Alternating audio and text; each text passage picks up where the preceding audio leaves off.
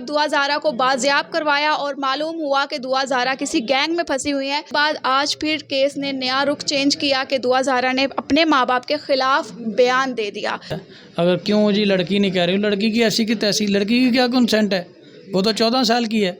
वो तो कल को ये कहेगी कि ठीक है जी मैंने आइस पीनी है, तो क्या आप उसको अलाउ कर देंगे? अस्सलाम वालेकुम नाज़रीन, मैं हूं मरियम इकराम और जैसे कि आप जानते हैं दुआ ज़ारा केस तकरीबन 1-1.5 माह से अभी तक ये केस हल नहीं हो पाया। पूरे सिस्टम को, पूरे मीडिया को आगे लगाया हुआ है। दुआ ज़ारा के वालिदैन का निकाहनामा सामने रखा गया, दुआ ज़ारा की जो डेट ऑफ बर्थ है, जन्म पर्ची जो होती है वो सामने रखी गई, मगर उसको एक्सेप्ट नहीं किया गया। केस पे जब दुआ ज़ारा का बयान आया कि मैं अपनी मर्ज़ी से ज़हीर अहमद के साथ भागी हूँ, मैंने खुद शादी की है अपनी मर्ज़ी से, मुझे तंग ना किया जाए, केस फिर से ठंडा हो गया। मगर एक एडवोकेट जिन्होंने दुआ ज़ारा के बाप के हक़ में बात की और जो बाप अपनी बच्ची के लिए तड़प रहा था उससे बयान लिया और उसके बाद इस केस को जानना शुरू किया। जी नाज़रीन, हमारे साथ फ़याज़ रामे साहब मौजूद हैं जिन्होंने इस केस को बारीकी से देखा और केस का रुख चेंज किया। दुआ ज़ारा को बाजियाब करवाया और मालूम हुआ कि दुआ ज़ारा किसी गैंग में फंसी हुई है, जो कि उसे किसी दूसरे मुल्क में डिपोर्ट भी किया जा रहा है ताकि उसको फ़रोख्त किया जाए। दुआ ज़ारा बाजियाब हुई, उसके बाद आज फिर केस ने नया रुख चेंज किया कि दुआ ज़ारा ने अपने माँ बाप के ख़िलाफ़ बयान दे दिया। हम फ़याज़ साहब से ही जानते हैं कि आखिरकार ये केस जा कहाँ रहा है। अस्सलाम वालेकुम। वालेकुम अस्सलाम। जी मैडम, इसमें ऐसा ही है कि जैसा कि आपने बताया कि इसमें 164 की जब स्टेटमेंट हो गई थी तो उसके बाद हमारी एंट्री हुई है, हमने वहाँ पे जाके इसकी एज का तयन किया है, अपने तौर पे तसल्ली की है। हमें पता चला कि इस बच्ची की जो एज है वो 14 साल है। ये किस तरह से इन्वेस्टिगेट किया आपने? इसका बर्थ सर्टिफिकेट, इसके वालिद का जो निकाहनामा था उससे, और इसका जो पासपोर्ट है बैरून मुल्क ये सफ़र करती रही है उसके ऊपर, और एजुकेशनल रिकॉर्ड जो सफिशेंट मटेरियल यही था, इसके ऊपर हमने तसल्ली की कि इसकी 14 साल है। और दूसरी हद तक फिर मैंने इसको देखा, फिर उसके बाद मैंने निकाहनामे की वेरिफिकेशन करवाई पुलिस के साथ मिलके, तो वो पता चला जी कारी साहब का बयान रिकॉर्ड हुआ, यूनियन काउंसिल में सेक्रेटरी साहब का बयान रिकॉर्ड हुआ, तो वो पता चला कि निकाहनामा जाली है। फिर उस निकाहनामा जाली होने की बेस के ये ऊपर सब इन्वेस्टिगेशन आपने बाकायदा तौर पे खुद की? जी मैंने और सिंध पुलिस ने मिलके कोऑर्डिनेशन के साथ ये इसमें की। मैंने उनको गाइड किया और उन्होंने मिलके, जो सईद साहब इंस्पेक्टर थे उन्होंने, और मेरी एक पर्सनल एक यूनानिमस ओपिनियन के तहत हमने इस केस को स्टडी किया और हम दोनों इस ओपिनियन पर पहुंचे कि ऐसा होना चाहिए। और हमने इसकी वेरिफिकेशन जब करवाई तो पता चला कि निकाहनामा जाली है। तो निकाहनामा बेसिकली 2 तरह से का होता है, एक शरई होता है और एक कानूनी होता है। ना शरई हुआ ना कानूनी हुआ, जब रजिस्टर्ड नहीं हुआ बात ख़त्म हो गई। अब मेरे इसमें 3 सवाल ही, पहले उस दिन भी 3 ही थे पहले इस केस जब मैंने लिया था, और आज भी 3 ही है। पहला सवाल कि ये निकाहनामा सही है या नहीं है, और ये इस्टेब्लिश हो गया कि जाली है। मुझे एक सवाल का जवाब दे दें, ये 1.5 महीने तक अदालतों के साथ हाइड एंड सीक क्यों खेलते रहें, आँख में चोली क्यों करते रहें, कभी KPK कभी के। दूसरा ये बात कि ये गैंग नहीं है, अगर गैंग नहीं है तो 50 लोगों की लिस्ट कैसे बन गई।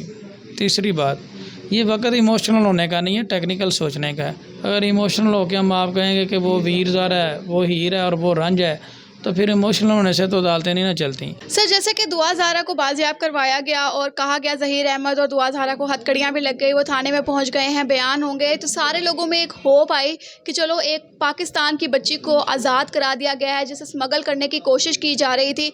मगर केस ने दोबारा से रुख चेंज किया और अदालत में दुआ ज़ारा का बयान आया अपने माँ बाप के ही ख़िलाफ़।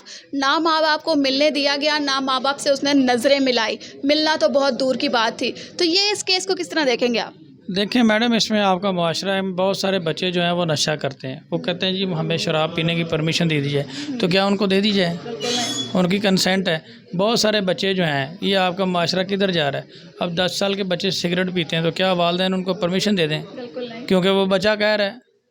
अगर इस बात को आपको लें इस तरीके से, तो फिर अगर इसका स्टेटमेंट ही देखा जाए तो फिर हर चीज़ जायज़ जो नाजायज़ का कोई तल्लक ही ना रह जाएगा।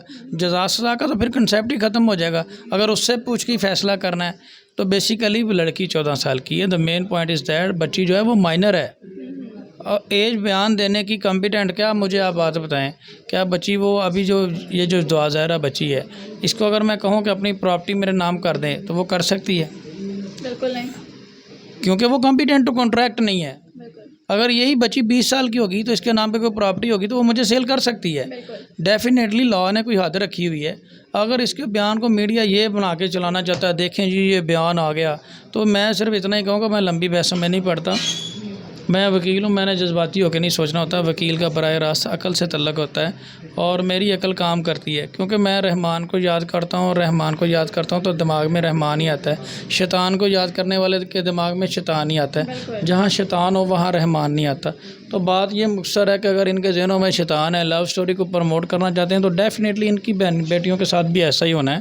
ہمیں کوئی اس میں کوئی پرابلم نہیں ہے. تو یہاں پر آپ کیا کہیں گے کہ ماں باپ سے کیوں نہیں ملنے دیا جا رہا؟ یہ دیکھیں, ماں باپ سے بڑا کوئی گارڈین نہیں ہوتا, کوئی کیئر ٹیکر نہیں ہوتا. دنیا میں 70 ماؤں کی جو پیار کی مثال ہے وہ اللہ تعالیٰ دیتا ہے, اور باپ کی شفقت اپنی جگہ پہ ہے. اگر اس کو ہی نہیں ملنے دیا جا رہا تو پھر اللہ ہی حافظ ہے. اگر کیوں جی لڑکی نہیں کہہ رہی, لڑکی کی ایسی کی تیسی, لڑکی کی کیا کنسنٹ ہے, وہ تو 14 سال کی ہے. وہ تو کل کو یہ کہے گی کہ ٹھیک ہے جی میں نے آئس پینی ہے, تو کیا آپ اس کو الاؤ کر دیں گے؟ آپ نے معاشرہ کنٹرول کیسے کرنا ہے؟ یہ لا اس لیے بنائے گئے معاشرے کو کنٹرول کرنے کے لیے کہ معاشرے میں بگاڑ نہ پیدا کرنے. اگر یہ لا جو ہے وہ لو سٹوریوں کو پروموٹ کرنے کے لیے بنا ہے تو ہم تو اس کو کسی صورت نہیں الاؤ کریں گے, کیونکہ ہم نے یہ چیزیں پڑھی ہوئی ہیں کہ یا تو چائلڈ ریسٹرینٹ میرج ایکٹ اور سندھ میرج ایکٹ جو ہے وہ جھوٹا ہے, تو یا پھر یہ بچی سچی ہے. اس کیس کو کس طرح آپ لیتے ہیں؟ ایک لو سٹوری لیتے ہیں یا پھر واقعی آپ کہتے ہیں کہ بچی کو بیچنے کی سازش کی جا رہی ہے؟ میڈم میں اس میں پیورلی میرا یہ اس میں اسٹرانگ اپینین ہے, اور میں اس پہ اپنی رائے پہ آج بھی قائم رہوں گا. ٹھیک ہے, ڈیسیجن جو بھی ہے اس سے غرض نہیں کرتا. اس میں وہ کیا کہتے ہیں کہ تیز ہوا میرا دھواں دیکھ کے جانا, بجھ کر بھی نشانے راہ منزل تو رہوں گا. تو یہ ہے کہ ہم اپنی جگہ پہ فائٹ کریں گے, اور میں اپنے موقع پہ جو ہے وہ قائم رہوں گا اینڈ تک بھی. اور میرا موقع اس میں کوئی ضد نہیں ہے, کلیئر ہے کہ 14 سال کی 16 سال کی حد لکھی گئی ہے قانون میں. اگر تو یہ بچی 16 سال سے اوپر ہے تو پھر ہم بالکل ٹھیک ہے. پھر نہیں تو پھر وہ جو گینگ ہے, باقی لوگ ہیں جن کو بھی گرفتار کرنے کی کوشش کی جا رہی ہے, تو وہ کہاں گئے؟ میڈم وہ پھر ہر انسان کو, جو بالغ انسان ہے اس کو اپنے بالغ ہوتا کون ہے جس کو اپنے نفع اور نقصان کا پتہ ہو. اور کوئی شخص خود موت کے منہ میں جانا چاہتا ہے تو وہ پھر اس کی قسمت یا نصیب ہے, اس کو آپ تو نہیں روک سکتے. اگر کوئی 18 سال کا بندہ یہ کرتا ہے, اگر تو اس کی ایج بالغ ہے تو ٹھیک ہے, پھر تو اس کو دنیا کو قانون نہیں روک. لیکن میرا ایک سوال ہے, اللہ کو کسی نے نہیں دیکھا, اس کی نشانیاں ہیں. اگر یہ لوگوں کو پتہ تھا کہ لڑکی بالغ ہے, پھر 1.5 مہینہ چھپے کیوں رہے؟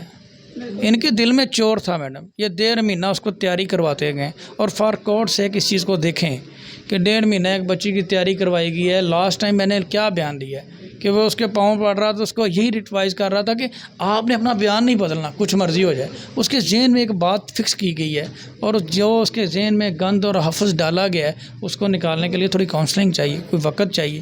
وہ اگر آپ نہیں دیں گے اور فوری طور پہ جا کے آپ کو اتنی جلدی ہے بیان کروانے کی, تو ڈیفینیٹلی پھر بیان ابھی بھی 10 تاریخ کو بیان تھا جو کہ 6 تاریخ کو لے لیا گیا. جی بالکل. اور اس میں اگر اس کے بیان کی کوئی اہمیت نہیں, اور آج بھی ہم فیصلہ بھی ہمارے اگینسٹ نہیں آیا.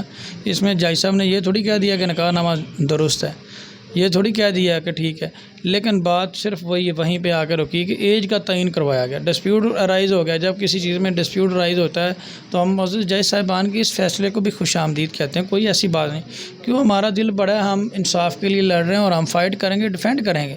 میڈیکل بورڈ بنے گا, میڈیکل بورڈ اگر غلط ڈیسیژن دیتا ہے تو اس کو چیلنج بھی کیا جا سکتا ہے. یہ کہانی بھی لمبی چلنی میڈم.